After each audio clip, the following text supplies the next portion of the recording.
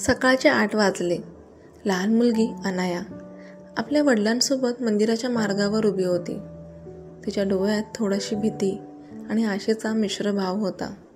कोणी तिला जवळ येऊन विचारलं, तुझी आई कुठे आहे अनाया? अनाया तिला हळूच म्हणते, मी माझी आई पाहायला आले आहे. ती देवघरात आहे असं बाबा म्हणतात. अनायाच्या आईबाबांचं लग्न खूप आनंदात भरलं होतं. दोघांचं प्रेम अगदी साधं पण गहीर होतं. आई प्रेग्नेंट होती आणि दोघेही रोज भविष्यातील सुखाच्या कल्पनांमध्ये हरवलेले असतात.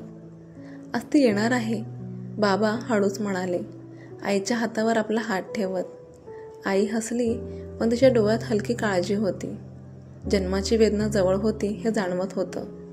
रात्र जवळ आली आणि अचानक आईला इंटेन्स पेन झाला.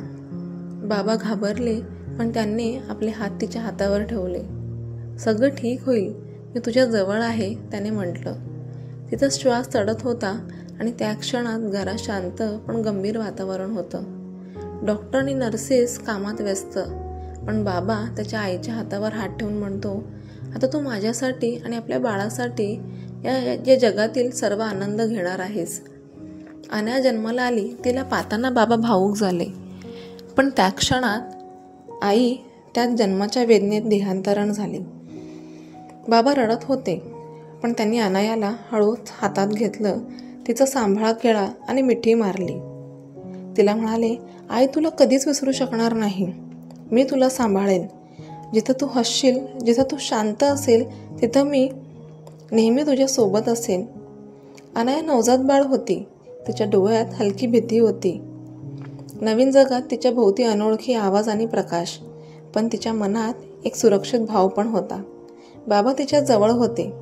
त्यांच्या स्पर्शात आणि आवाजात ती सुरक्षित असल्याचे जाणवले. तिच्या मनात एकच इच्छा होती, आईच्या प्रेमाची झलक पाहायची. अनाया आता मोठी झाली आहे, साधारण 7-8 वर्षाची. सकाळचे 7 वाजले आहेत. ती हळूच उठते, डोकं स्वच्छ करते आणि शाळेची तयारी सुरू करते. तिचे बाबा स्वयंपाकघरात आहेत. हलक्या आवाजात नाश्ता तयार करत आहेत. अनाया, तू तुझं टिफिन घेतलंस का बाळा? बाबा तिला हळू आवाजात विचारतात.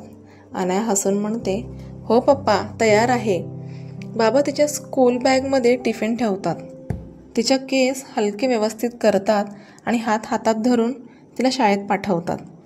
शाळेच्या गेटवर पोचल्यावर अनाया स्कूलमेट्स पाहते आणि त्यांच्या आईनं पाहून थोडी भावनिक जागरूकता अनुभवते. माझी आई कुठे आहे असा विचार तिच्या मनात येतो, पण ती हळूच ताबा ठेवते आणि क्लासरूममध्ये जाते. सकाळची वेळ, शाळेचा परिसर, मुलं खेळत आहेत. आई बाबा मुलांच्या हातात हात घेऊन वर्गापर्यंत नेत आहेत. काही आई आपल्या मुलांच्या केसात रिबीन बांधतायत, काही डब्बा तपासतायत, काही मिठी मारत आहेत.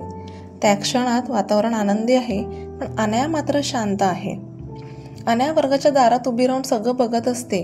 तिच्या चेहऱ्यावर हसू आहे, पण डोळ्यात एक प्रश्न, माझी आई कुठे आहे?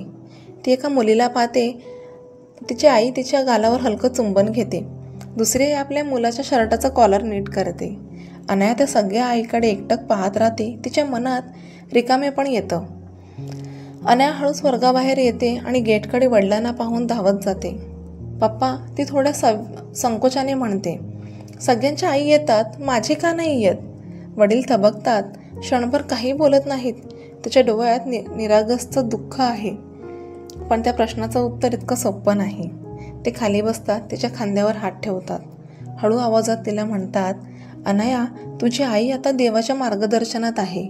ती आपल्याला सोडून गेली नाही, फक्त दुसऱ्या ठिकाणी गेली आहे जिथं देव आहे. अनाया गोंधळते. देवाच्या मार्गदर्शनात म्हणजे काय पप्पा? वडील हसण्याचा प्रयत्न करतात, पण डोळ्यात ओलावा येतो. म्हणजे देव तिची काळजी घेतो, जशी मी तुझी घेतो. अनाया शांत राहते. थोड्या वेळाने ती आकाशाकडे पाहते. ढगांच्या मागे सूर्य झळकतो आणि तिच्या मनात एक विचार तयार होतो. त्या संध्याकाळी घरी बसून ती वहीत काहीतरी लिहिते. शब्द साधे असतात, पण भावना खोल. देवा, माझी आई तुझ्याकडे असेल तर मला तिच्याकडे ने. दुसऱ्या दिवशी सकाळी ती उठते आणि ठरवते, ती मंदिरात जाईल आणि देवाला आई मागेल. अनाया देवळात प्रवेश करते. घंटाचा आवाज जणू तिच्या हृदयाला स्पर्श करतो. ती देवासमोर हात जोडते. देवाला म्हणते, देवा, सगळ्यांच्या आई येतात ना शाळेत, माझी नाही येत. तू म्हणतोस ना तू सगळ्यांच्या इच्छा पूर्ण करतोस, मग माझी पण एकच इच्छा आहे, माझी आई परत दे ना. ते डोळे मिटते, तिच्या गालावर एक अश्रू ओघळतो, पण तिच्या चेहऱ्यावर आशेचं तेज दिसतं. त्या क्षणी मंदिरातील दिवा जोरात लुकलुकतो. हवा थोडी थंड होते आणि समोरच्या आरतीच्या ज्योतीतील एक तेज झळकते, जणू आईचा स्पर्श तिच्या भोवती आला आहे. अनायाला क्षणभर असं वाटतं कोणीतरी तिच्या केसांवर हलका हात फिरवते.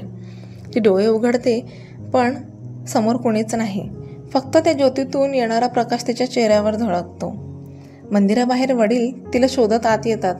ती देवासमोर उभी आहे, शांत पण समाधानी. ते हळूच तिच्याजवळ येतात.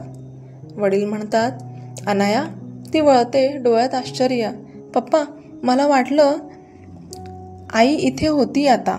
मला तिचा हात जाणवला. वडील काही क्षण शांत राहतात, मग देवाकडे पाहतात. त्यांच्या ओठांवरून शब्द निघतात, पण आवाज थरथरतो. वडील म्हणतात, देवा, मी काही मागत नाही, पण विचारतोय, तू असं का केलंस माझ्या मुलीचं? तिच्या वयात तिला आईची मिठी मिळायला हवी होती, आठवणी नाही. त्यांच्या डोळ्यात अश्रू येतात. मंदिरातील घंटा वाजते, जणू देव उत्तर देतोय. हवा थोडी मंद होते, दिव्याची ज्योत स्थिर होते. अनाया वडिलांचा हात धरते आणि म्हणते, पप्पा, देव म्हणाला आई आपल्या जवळच आहे. बघा ना, मला आता भीती वाटत नाही. वडील तिच्याकडे पाहतात. त्या क्षणी त्यांना जाणवलं, आई गेली नाही, ती आता त्यांच्या दोघांच्या प्रेमात जगते. मंदिरातून बाहेर पडताना अनाया आकाशाकडे पाहते. ढगांमधून एक प्रकाशित किरण तिच्या चेहऱ्यावर पडतो. ती हलकं हसते, जणू आईचं उत्तर तिला मिळालं आहे. कधीकधी आई दूर जाते, पण तिचं प्रेम कधीच नाही. तुम्हालाही असं प्रेम जाणवलं असेल तर ही कथा मनात ठेवा आणि कमेंटमध्ये हार्ट इमोजी टाका. जर तुमचं हृदयही ओलं झालं असेल तर लाईक करा, शेअर करा आणि सबस्क्राईब करा. आणखी अशा हृदयस्पर्शी कथासाठी पुन्हा भेटूया एका नवीन कथेसोबत. श्री स्वामी समर्थ.